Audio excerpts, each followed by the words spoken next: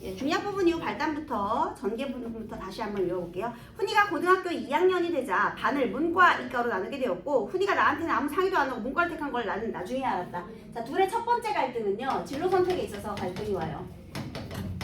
진로 선택의 갈등이에요. 언제냐면 고2 때. 훈이는 뭘 선택했어? 그런데 나는 뭘 어디를 가길 바랬어?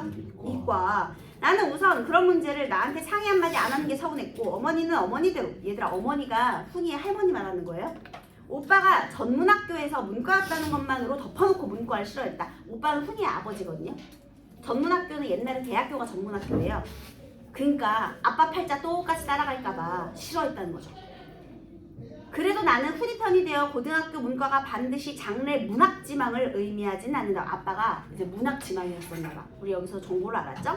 어머니를 설득하려 했지만 어머니는 지레 겁을 먹고 있었다. 왜냐하면 아빠가 죽은 것이 우리 6.25 전쟁 때 남한에서 좌익 활동하다 죽은 거거든요, 여러분.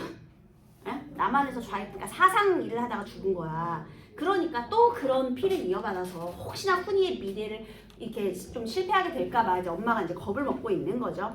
어머니는 오빠가 평생 사회에 참여해서 돈 한 푼 벌어들인 일이 없는 주제에 까닭없이 죽어야 하는 일엔 끼어들고 말았다는 사실이 얘들아 까닭없이 죽어야 하는 일 세모 한번 해볼래요? 바로 사상활동이라고 적으세요. 사상활동. 그런데 어머니는 그러니까 우리 훈이의 할머니는 사상활동을 까닭없는 일이라고 아무 쓸모없는 일이라고 생각하고 있다는 것도 알 수 있는 거예요. 그래서 끼어들고 말았다는 사실이 문과 출신 즉 문학을 공부하는 사람이었기 때문에 이것과 반드시 무슨 상관이 있다고 믿었기 때문이다. 왜냐하면 관념적이니까. 자, 그래서요 나는 그럴 리가 없다고 어머니를 위로하면서도 속으론 어머니 생각에 동조하고 있었으므로 더 늦기 전에 이를 바로잡아 보리라 마음먹었다. 자, 여러분 우리 할머니는요 이 죽음이 오빠의 죽음이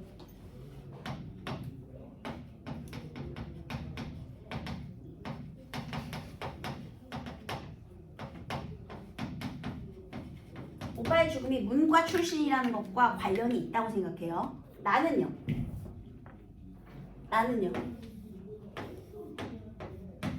마찬가지예요. 오빠의 죽음이 문과와 출신이라는 것과 관련이 있다. 생각에 동조한다라는 말이 있었어요. 동조.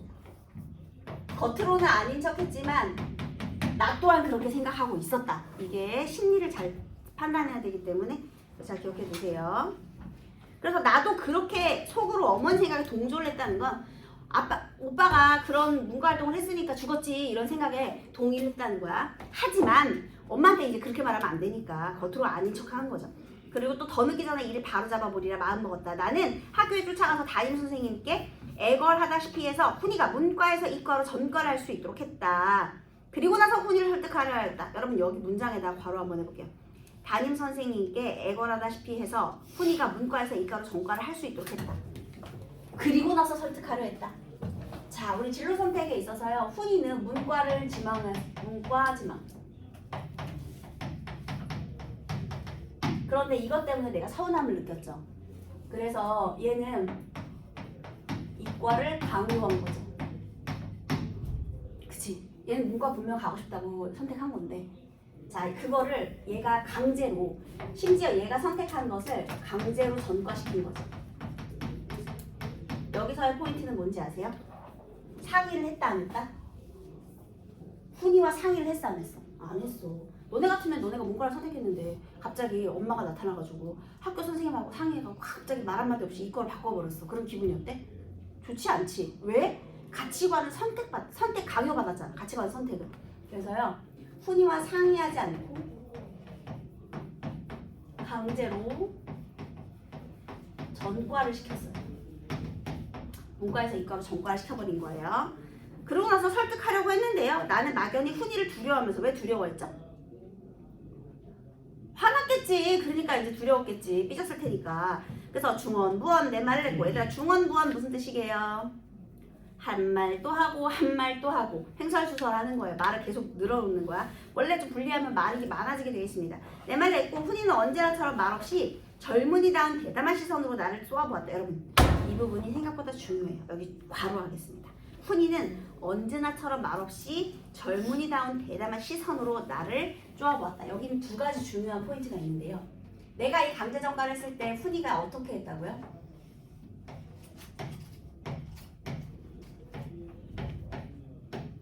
어떻게 했어? 대들었어? 아니요. 꼬운 표정을 보여준 거죠. 젊은이다운 대담한 시선. 여기서 말을 했다가 아니라요. 시선으로 자신의 생각을 드러낸 거예요. 일단 인물의 성격 제시, 인물의 특징 제시 방법 중에 얘는 직접 제시야, 간접 제시야? 간접 제시죠. 표정으로 드러냈으니까 일단 간접 제시 적으세요. 그리고 훈이가 나중에 공사 현장에서 일하면서 성격이 좀 변하거든요. 그때는 불만을 다 말해요. 근데 지금은 말을 해? 아니, 지금은 시선으로, 표정으로만 얘기하는 거야. 언제나처럼 말없이라는 표현 있잖아. 그래서 불만이 아무래도 고모니까 자기를 키워준 은혜도 있는데 함부로 말하기 좀 그랬을 수도 있잖아요. 그쵸? 그래서 여기서 시선으로 나에 대한 반발심을 드러낸 거죠. 시선으로 반발심을 드러낸 거예요. 이 간접제시죠. 그리고 여기는 말이 없이 시선으로만 드러냈다는 걸 꼭 기억해 두세요. 자, 나는 그럴 리가. 그 다음에요. 훈아, 얘들아 이제부터 우리 꼰대의 1장 연설 시작됩니다. 그 29쪽 끝까지가 다 우리 고모의 말이에요. 자, 무슨 말을 하는지 보도록 하겠습니다. 훈아, 너희 담임 선생님이 그러시는데 너는 인문계보다는 이공계가 더 적성에 맞는데 좀 좋아. 공대 같은 데 가면 요새 공장이 많이 생겨서 공대 출신이 제일 잘 팔린다더라. 고모가 훈이가 공대로 가기를 원하는 이유는 바로 취업 문제 때문이죠, 여러분. 현실적인 문제예요. 넌 큰 기업체에 취직해서 착실하게 일해서 돈도 모으고 연애도 하고 결혼도 해서 살림 재미도 보고 재산도 늘리고 그러고 살아야 돼. 여러분, 내가 말하는 훈이의 삶은요, 현실적인 편안한 삶을 유지하는, 평범하고 편안한 삶을 살아가길 바라는 거예요. 맞잖아요. 그리고 여기에 근데 또 큰 착각이 있어요. 뭔지 아세요? 어느 부분에 문제가 있는지 아세요? 이 말 속에? 착실하게 일해서 돈도 모으고의 문제가 있어요. 얘들아, 개미가 평생 일해가지고 모을 수 있는 돈이 얼마일 것 같니? 성실하게 일만 한다고 돈 모을 수 있냐? 이게 우리 사회의 문제인데, 기성세대의 생각에는요, 선생님이 그때 이런 말 했잖아. 얘네가 전쟁을 겪었잖아. 그러니까 전쟁에는요, 먹고 사는 게 문제가 돼요. 먹을 수도 없고 평범하게 내가 살 수가 없잖아. 그래서 그냥 평온하게 살아가는 게 고모와 할머니의 생각이에요, 여러분. 그리고 이 사람들은 이제 옛날 사람이잖아. 그러니까 부모님들이 그 얘기하는 건 똑같아. 책상에 앉아서 공부하는데 왜 성적이 안 오르는 거니? 이거랑 똑같은 거지. 책상에 앉아서 열심히 공부하면 성적이 오르는 게 아니잖아, 얘들아. 여러 가지 다른 것들이 뒷받침이 돼야 되잖아, 현실적으로. 그런데 얘도 마찬가지야. 이 고모의 생각에는요, 열심히 성실함만 있다면 충분히 돈을 벌 수 있다고 생각하는 거야. 이게 기성세대의 관점이에요. 그래서 그렇게 해서 이 현실적으로 좀 편안한 삶을 살기를 바라는 거예요. 그런데 문과 가서 뭐 하겠니? 그야 상대 나 법대로 풀릴 수 있지만 그게 그리 쉬우냐? 상대는 경상대 말하는 건데요. 여기 가서 고위직 공무원이 되거나 아니면 법대 가서 뭐 판검사가 되거나 이런 것도 있을 수는 있지만 그게 쉽지 않지. 까딱하다 문학이나 철학하기가 꼭 알맞지. 여러분, 문학, 철학 세모하세요. 문학, 철학 세모해요. 할머니와 고모가 극혐하는 거죠. 제일 싫어해. 아서라 아서. 그래서 똑같이 문과를 싫어하는 거예요. 자, 사람이 어떻게 하면 편하고 재미나게 사느냐를 생각하지 않고 사람은 왜 사나? 뭐 이런 거지. 자, 이제부터 이과의 삶과 문과의 삶, 이 두 가지가 나누어져 있는데요. 29페이지에 교과서 내용 확인의 마지막 점에 정리되어 있기도 하지만요. 우리도 본문에다가 표시해 보겠습니다. 일단 편안하고 재미나게 사는, 사람이 어떻게 하면 편안하고 재미나게 사느냐에다가는 괄호를 하세요. 괄호하는 부분은 다 이과의 삶의 태도예요. 이과적인 삶의 태도. 편하고 재미나게 산다. 현실적인 생각인 거죠. 그런데 사람은 왜 사나? 사람 왜 사나? 세모하세요. 세모. 사람은 왜 사나? 어떻게 하면 편하고 재밌게 살 수 있을까가 아니라 인간은 무엇으로 살아가는가? 이런 거 생각하는 게 이제 문과의 삶이라고. 그러니까 비현실적인 거지. 현실에 쓸모가 없다라고 생각하는 거야. 돈을 어떻게 하면 많이 벌 수 있나? 여기도 괄호하세요. 실용적인 관점이고 현실적인 관점이죠. 그런데 돈은 왜 버나? 세모하세요. 그게 이제 문과 관념적이라는 거죠. 오늘 자 또 괄호하겠습니다. 오늘 고깃국을 먹었으면 내일은 갈비찜을 먹을 꿍리. 항상 맛있는 거 먹을 생각을 해야 되는데 그쵸? 내가 오늘 맛있는 거 먹었으면 다음에 더 맛있는 거 먹고 이거 뭐 TMI이긴 한데요. 선생님의 오늘 저녁 메뉴는 간장게장과 양념게장입니다. 그래서 또 내일은 삼겹살을 먹을 예정입니다. 이런 게 정상 아니겠냐? 내가 좋아하는 걸 계속 먹고 맛있는 거 먹고 이렇게 현실적인 생각을 해야 되는데 그런데 내 이웃은 우거지국도 못 먹었는데 나만 고깃국을 먹은 게 아닌가. 자 그래서 거기 나만 고깃국을 먹은 게 아닌가 여기다가 세모하세요 또. 그래서 이미 뱃속에 든 고깃국조차 의심하는 바보짓 말이다. 여러분 바보짓에다가 별표하세요. 바보짓. 한마디로 단적으로 문과를 선택해서 사는 문과의 삶이란 무엇이다? 바보짓이다. 지금 바보짓이라는 표를 쓴 거예요.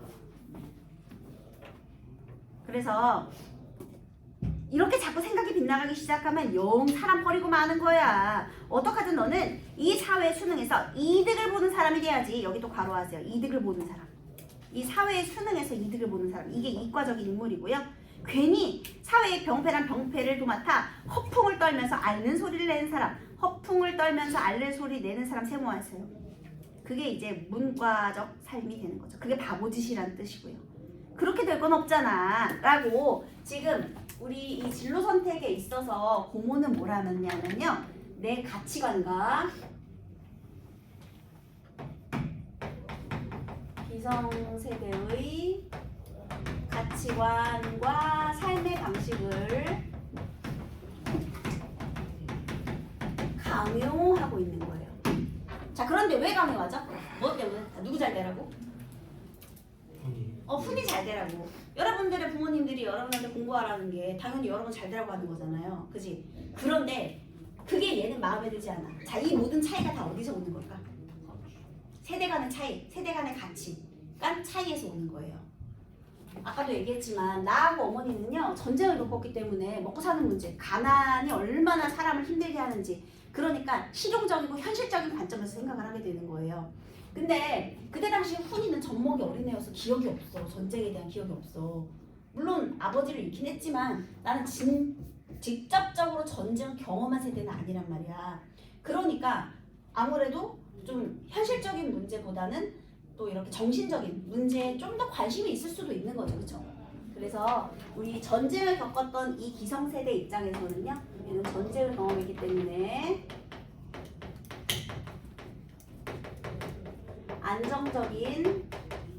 안정되고 편안한, 안정되고 평범한 삶을 중시할 수밖에 없는 거예요. 이거 되게 중요한 포인트예요. 별거 아닌 것 같지만 결국은 이 어머니와 내가 왜 이렇게 훈이에게 싫다는 걸 강요하느냐 이렇게 되는 거죠. 아마 여러분의 부모님들도요 수많은 고난을 겪고 인생의 깨달음을 얻어서 여러분한테 좋은 길을 안내해주고 싶어서 그렇게 강요를 하는 거예요. 그런데 여러분은 그걸 겪어보지 않았기 때문에 모르지. 똥인지 된장인지 지금 모르는 거잖아.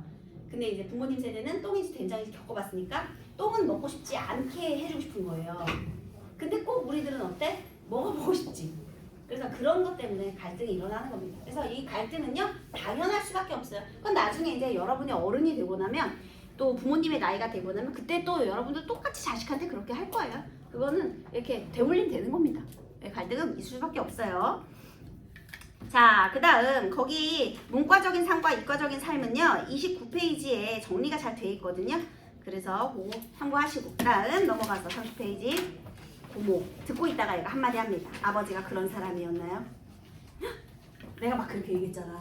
아까 문과를 선택하는 건 바보짓이고 병신 같다라고 얘기했잖아. 그래서 내가 그럼 아버지가 그런 사람이었나요? 얘기를 한 거야. 그런 사람 세모하세요.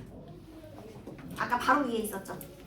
여기에 사회의 병폐란 병폐는 도맡아 허풍을 떨면서 앓는 소리를 내는 사람, 바보짓을 하는 사람, 이런 사람입니다. 그랬더니 훈이가 내 말에 중턱을 자르며 푸듯이, 힘없이에요. 힘없이 말했다. 나는 당황했다. 훈이가 아버지에 대해 뭘 물어본 게 이번이 처음이라 그렇기도 했지만 내가, 괄호하세요. 내가 오빠에 대해 몰래 추측하고 있던 걸 괄호 닫으세요.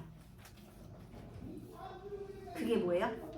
쓸데없는 생각을 하고 바보짓을 한다. 쓸데없는 생각과 바보짓 적으세요. 사실은 사실은 나도 오빠가 문과 출신이라는 게 문제다라는 엄마의 생각에 동의를 하고 있었잖아요. 그러니까 쓸데없는 생각이고 오빠가 했던 건 다 쓸데없는 거고 바보짓이다 라는 걸 훈이한테 들키고 만 것 같다? 더 당황을 한 거야. 이때 나의 심리 상태는 당황이에요, 여러분. 나는 아니라고 강하게 부인하고, 원래 맞는데 아니라고 부인했죠. 훈이가 실망할까봐. 아까 한 소리를 다시 간곡하게 되풀이했대. 원래 이렇게 그 어르신들은 한 얘기 또 하기 시전을 하죠, 여러분. 그치? 그래서 내 말에 감동했는지 귀찮아서 그랬는지 아무튼 훈이는 내가 옮겨준 대로 이과에 잘 다녔다. 결국 누가 승리했어? 여러분 어른을 이길 수는 없어요. 그냥 싸우지 말고 편안하게 따라가세요. 그러나 형편없이 성적은 떨어졌다. 여러분 성적이 떨어지지. 왜? 적성이 안 맞으니까. 때마침 공대가 붐을 이룰 때라 우수한 지원자가 많이 몰려. 자 여기 있잖아요. 아까 선생님이 1970년대에 1위 주인공 시점이고요.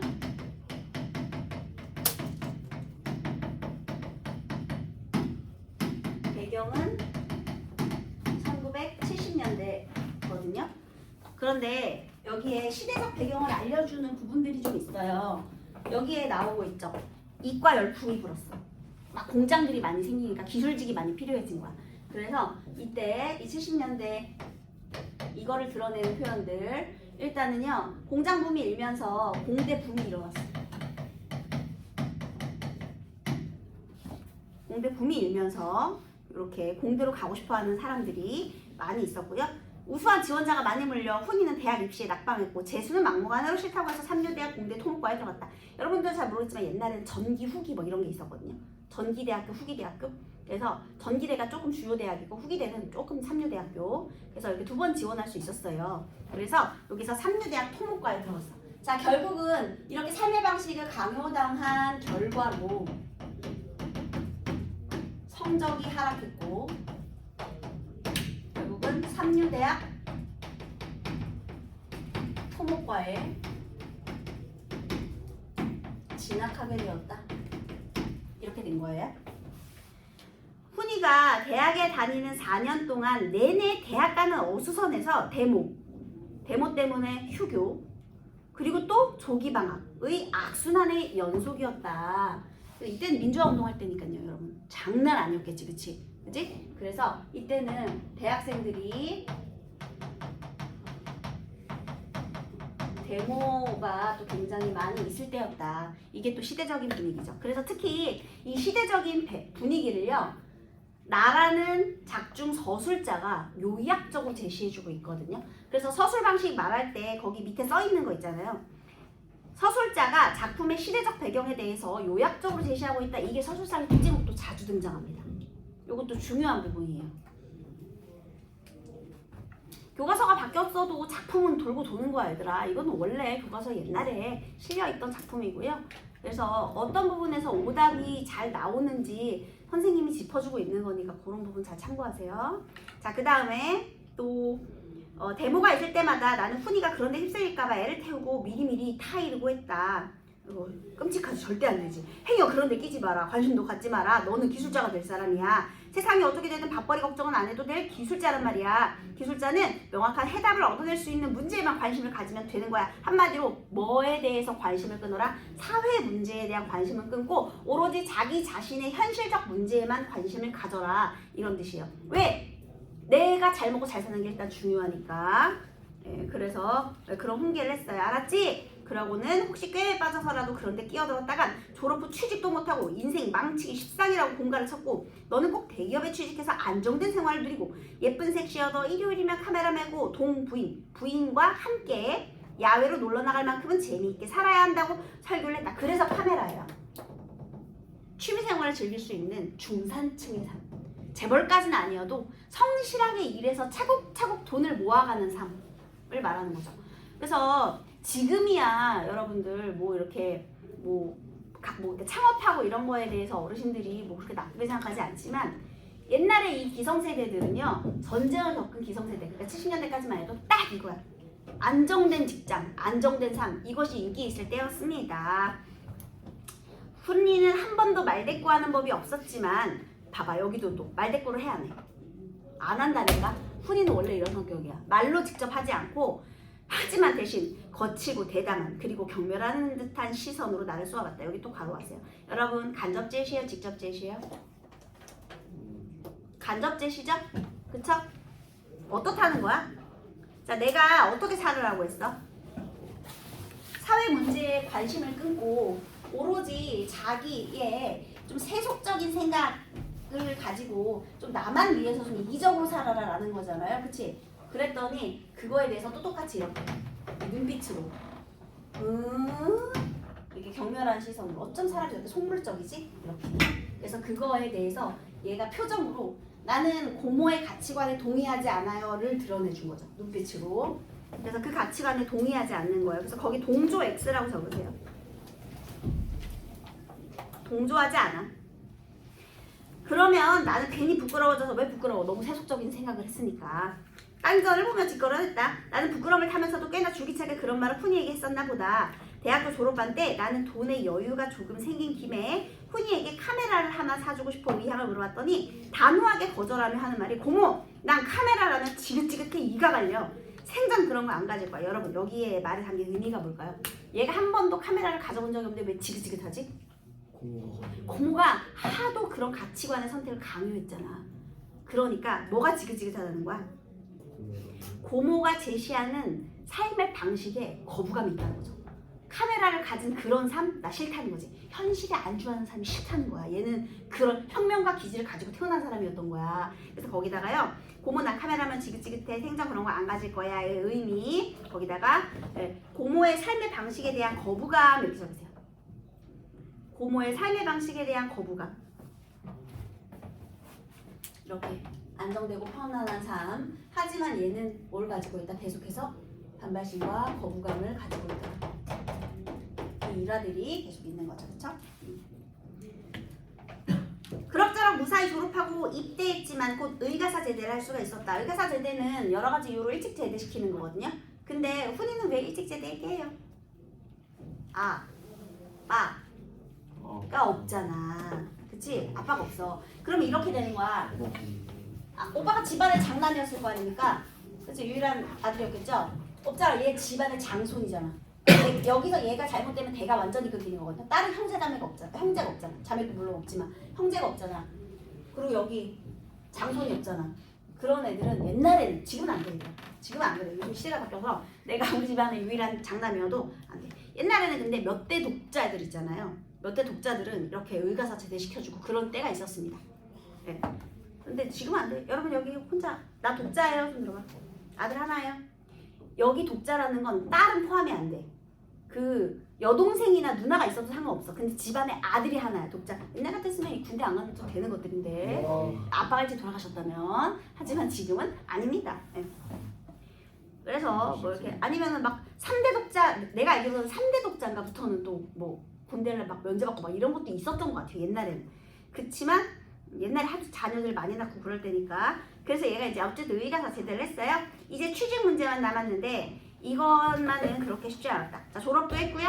결국 군대 문제도 해결이 됐고 이제 취직 문제가 남았어요. 자, 또 이번에는 진로 선택해서 이렇게 해서 결과는 별로 그렇게 좋은 것 같진 않고요. 자, 이번에는 취업 문제.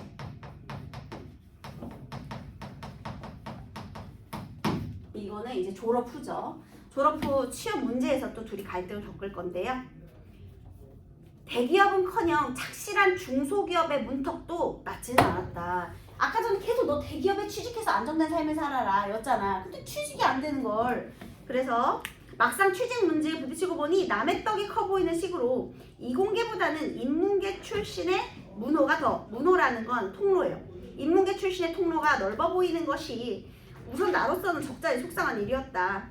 그래서 처음에는 공대만 가면 취직이 더 잘 될 줄 알았는데 사실은 이제 사람이 너무 많으니까 공대 출신 사람이 너무 많으니까 오히려 인문계 출신의 애들이 취업이 좀 더 잘 되더라. 이제 이런 얘기예요. 그게 속상했어. 그래도 다행인 건 훈이가 그런 문제에 나를 원망하려는 기색이 조금도 안 보이는 거였다. 말없이 고분고분 취직시험을 수없이 보고 보는 족족 떨어졌다.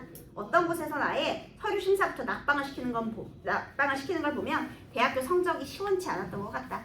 어머니와 나는 한 번도 훈이가 대통령이나 장군이나 재벌이나 판검사나 그런 게 되기를 바란 적이 없다. 그러니까 사회의 지도층이 되기를 바란 적이 없어요. 사회 지도층이 아니야. 이 사람들은 뭘 생각하고 싶어? 중산층. 정직하게 벌어먹을 수 있는 기술을 가르쳐 대기업에 붙여. 그러니까 성실하고 안정된 직업을 가지면 좋겠다 이렇게 생각했던 거죠. 되게 성실하게 살길 바랬던 거예요.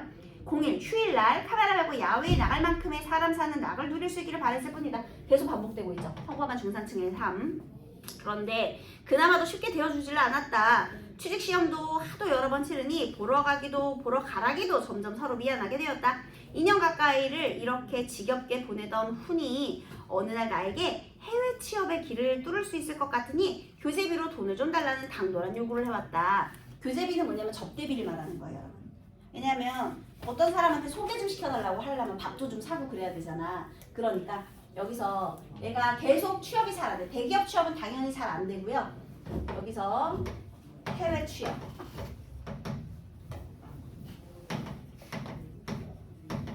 차라리 해외로 가고 싶다. 해외에 가서 취업을 하겠다. 이렇게 얘기를 하는 거예요. 왜냐면 지금 취업이 안 되니까. 여러분 70년대에 원래 취업난이 있었어요. 그때가 어려웠습니다. 잘 안 될 때요. 그래서 취업이 계속 안 되니까 그러면 해외 취업을 할 수 있게 좀 접대비 좀 줘라라고 했어요. 자 그러자 나의 반응입니다. 36조. 뭐라고? 해외 취업? 그럼 외국에 나가 사겠단 말이지? 그건 안 된다. 왜요 고모? 째째하게 돈이 아까워서? 아니면 고모가 영영 할머니를 떠맡게 될까봐 겁나서? 훈이는 두 개의 간략한 질문을 거침없이 당당하게 했다. 마치 이 두 가지 이유 외에 딴 이유란 있을 수도 없다는 말투였다. 나는 멋에 얻어맞은 듯이 아연했다. 여러분 아연하다 무슨 뜻이게요? 기가 막혀서 말을 할 수 없다 그런 뜻입니다. 글쎄 어떻게 설명할 수 있을까? 자 여러분 얘가 해외 취업할 로비금 그러니까 접대비로 쓰게 돈 좀 주세요 했더니 너 해외 나가는 거 절대 안 돼 라고 했어요. 근데 사실 얘 입장에서는 그나마 취업을 해결할 수 있는 자기의 어떤 노력이었을 거 아니야. 내 노력으로 뭔가를 해결해 보려고 한 거잖아. 이거 훈이가 노력해서 이렇게 해보겠다는 거잖아. 뚫어보겠다는 거잖아. 근데 안 된다고 했어. 그러니까 이제 또 화가 난 거야. 그래서 왜? 돈이 아까워? 아니면 내가 떠나면 할머니 부양할 사람 없을까봐? 옛날에는 부양 문제가 원래 장손이 부양하는 거잖아 얘들아. 그치? 그러니까 이 얘기를 들었을 때 나는 무슨 생각을 했느냐. 그 녀석이 꼭 이 땅에서 내 눈앞에서 잘 살아주었으면 하는 내 간절한 소망에 참뜻을 여기다가 네모하세요. 이 땅에서 내 눈앞에서 잘 살아주었으면 하는 내 간절한 소망. 이거 아주 중요한 거야. 자, 내가 해외 취업을 왜 반대해? 해외는 절대 안 돼. 얘가 사실 평온한 중산층의 삶을 살아간다면 해외 나가서 잘 살아도 되잖아요. 그치? 근데 왜 해외는 안 돼? 이 땅에서 내 눈앞에서 잘 살아가는 모습을 보는 게 나한테는 보상심리야. 왜냐면 나 입장에서 생각해봐. 20살 때부터 키웠단 말이야. 결혼 안 했을 때부터. 내 자식처럼 내 청춘을 희생해서. 그 다음에 내가 이렇게 된 건 다 전쟁 때문이지. 전쟁 때문이잖아. 전쟁이 오빠를 앗아갔잖아. 그러니까 이 전쟁에 대해서 내가 뭔가 복수를 하고 싶은데 전쟁에 대해서 어떻게 복수할 거야? 그러면 전쟁이라는 폐해가 상처가 휩쓸고 이 땅에서 이렇게 힘들게 전쟁에 희생당했던 얘가 잘 먹고 잘 사는 게 전쟁에 대한 복수라고 나는 생각을 하는 거죠. 이해됐어요? 그래서요. 자 이거 너무 중요해요. 이거 일기중 활동 여기 발표하세요 여러분. 32페이지 일기중 활동 발표. 전쟁이 만들어낸 고아인 훈이가 이 땅에서 잘 되고 잘 사는 것으로 자 이제 그 뒤가 중요하겠죠. 내가 전쟁에 대해 통쾌한 복수를 할 수 있고 줄 주세요. 전쟁에 대한 복수. 또 전쟁으로 인한 상처의 치유. 해외 취업을 반대한 이유는요. 첫 번째는 전쟁이란 놈을 복수하고요. 이 땅에서 잘 사는 것. 또 자신도 전쟁으로 인해 상처 입은 세대잖아. 어렸을 때부터. 그치? 그러니까 전쟁에 대한 전쟁으로 입은 상처를 치유하는 과정이라고 생각하기 때문에 대리만족을 하고 싶은 거죠. 그러니까 봐봐 전쟁 네가 나를 이렇게 괴롭혀도 나는 얘를 이렇게 훌륭하게 잘 키워냈다 이런 생각을 하는 거지. 그러면 내가 좀 치유가 될 수 있을 것 같은 거지. 그동안의 고생이 보상받을 수 있는 것 같고 근데 그걸 해외에서 잘 살았다 그러면 왠지 내 노력으로 잘 산 것 같지 않잖아. 내가 이렇게 키워냈다를 얘도 보상받고 싶은 거지.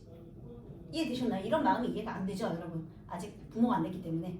그러니까 해외에 가가지고 얘 혼자의 힘으로 잘 먹고 잘 살면 내가 한 게 없잖아. 그러니까 내 눈앞에서 내가 원하는 대로 얘가 잘 살아야 그게 이제 또 나의 전쟁으로 인한 상처가 치유되는 한 과정일 수 있다는 거죠. 있어요? 그래서 요거 반드시 출제되는 부분 중에 하나입니다. 아주 중요해요. 자, 그 다음에요. 또 네, 그래서 요거를 내 간절한 소망에 참뜻을 지랄같이 무책임한 전쟁이 만들어 놓은 고아인 저 녀석을 온 정성을 다해 남부럽지 않게 키운 게 결코 내 어머니를 떠맡기고자 함이 아니었음을 어떻게 납득시킬 수 있다. 그러니까 결국에는 야 너가 컸으면 이제 할머니 네가 부양해라가 아니라는 거죠. 지가 잘 되고 잘 사는 것으로, 다만 그것으로 내가 겪은 더럽고 잔인한 전쟁에 대해 통쾌한 복수를 할 수 있고 또 그때 받은 깊숙한 상처의 치유를 확인할 수 있다는 걸 어떻게 알릴 수 있을 것인가. 그래서 여기도 줄 쳐주세요. 통쾌한 복수를 할 수 있고 상처의 치유를 확인받을 수 있다. 나는 그 녀석을 똑바로 바라보았다. 그 녀석도 나를 똑바로 바라보았다. 지금 뭐예요? 기싸움 중이죠. 시선이 강하게 부딪혔으나 나는 단절감을 느꼈다. 단절감에 내모하세요. 마음이 전달됐어 안 됐어? 마음 전달됐어 안 됐어? 안 됐죠. 역시나 서로 지금 마음이 통하지 않아요. 그래서 거기 속마음이 전달이 안 됐습니다. 그래서 전달 안 된 전달 X. 그러자 이제 나의 진심도 통하지 않는다고 생각하니까 문득 이 녀석 치닥거리에 구역질 같은 걸 느꼈으나 가까스로 평정을 가져야겠다. 이제 나도 이제 화가 나는 거죠. 해외 취업은 당분간 보류하렴. 할머니 때문이든 돈 때문이든 그건 네 맘대로 생각해도 좋다. 그리고 휴직 문제인데 너무 고지식하게 정문만 뚫으려고 했던 것 같아. 정문이라는 거 합법적 방법이에요. 방법을 좀 바꿔서 뒷문으로 통하는 길을 알아봐야겠다. 뒷문이라는 건 불법적인 방법이겠죠? 그러니까 뇌물 같은 거 청탁하는 거예요. 돈이 좀 들더라도, 여기 줄쳐볼래? 돈이 좀 들더라도.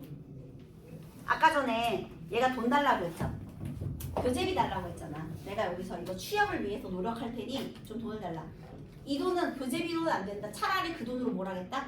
뇌물을 주고 내가 뒷문을 뚫는 방법을 생각하겠다. 그러면 결국 돈 때문은 아니라는 거잖아. 그치? 돈이 없어서는 아니라는 거잖아. 그러면 그리고 뇌물도 어쨌든 이 훈이의 취업을 위해 쓰는 돈이잖아요. 그 뇌물도요. 그러니까 자기한테 훈이한테 쓰는 돈이 아깝다는 건 아니라는 거죠. 어쨌든 쓰는 돈이니까. 그러면 돈 때문은 아니라 그 말을 하고 싶은 거죠. 녀석이 나를 노골적으로 미워하며 대들었다. 여러분 이번에는 노골적으로 미워하며 대들었다예요. 줄 쳐두세요. 노골적으로 미워하며 대들었다. 자, 그 다음 나는 대꾸도 하지 않았다. 어머니는 곁에서 내가 늙음하게 이렇게 천덕꾸러기가 될 줄을 몰랐다면서 훌쩍였다. 이 어머니가 누군지 아시죠? 할머니가 아이고 늙은 것이 죄요. 내가 이렇게 늙음하게 너희들한테 천덕꾸러기가 됐네. 그래서 이 얘기 듣고 막 우시는 거지. 진짜처럼 느껴졌을 테니까 서로 뭐 네가 부양하는 내가 부양하는 이런 얘기 했으니까 이제 할머니 상처를 받은 거예요. 이해됐나요? 자, 그 다음 중간 부분의 줄거리. 훈이는 해외 취업을 포기하였고 나는 친구의 남편이 현장 소장으로 있던 영동건설, Y건설의 측량 기사 보조 자리를 알아봐서 훈이를 취직시킨다. 결국 뒷돈 뇌물을 써가지고요. 어떻게 한 거예요? 청탁한 거지, 청탁. 부정적인 방법, 뒷문을 통해서요. 어떻게 했어? Y건설의 측량 기사 보조 자리.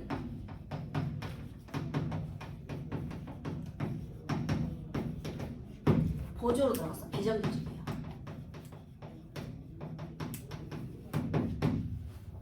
그래서 비정규직으로 일단 들어갔어요. 나는 훈이에게 미군 작업복과 워커를 사주면서 이거야. 워커 세모하세요. 그게 바로 노동자의 삶입니다. 고단한 노동자의 삶. 그래서 이때 워커를 선물해 준 거야. 결국 카메라는 못 사주고 워커만 사줬네. 그래서 워커를 사주면서 6개월만 참으면 정규직 자리로 발령나게 해주겠다고 말하고 아마 청탁했을 때 처음에 그랬겠지. 6개월만 있으면 정규직 해줄게 했겠지. 그래서 영동 고속도로 건설 현장으로 훈이를 떠나보낸다. 얘들아 도로 건설하는 거는 산을 뚫어야 되는 거야. 얘들아 그냥 쉽게 뚝딱 뭐 한두 달 만에 되는 게 아닙니다. 몇 년 동안 해야 되는 직업이에요. 그러면 당연히 집에서 출퇴근 불가능해요. 그래서 건설 현장 근처에서 숙식하고 또 밥도 먹으면서 그렇게 일하는 거예요. 그러니까 이제 공사가 옛날에 지금이야 이제 개발될 때로 많이 땅들이 개발됐지만 옛날에는 이제 공사를 하는 사람들은 다 이렇게 떠돌면서 사는 거야.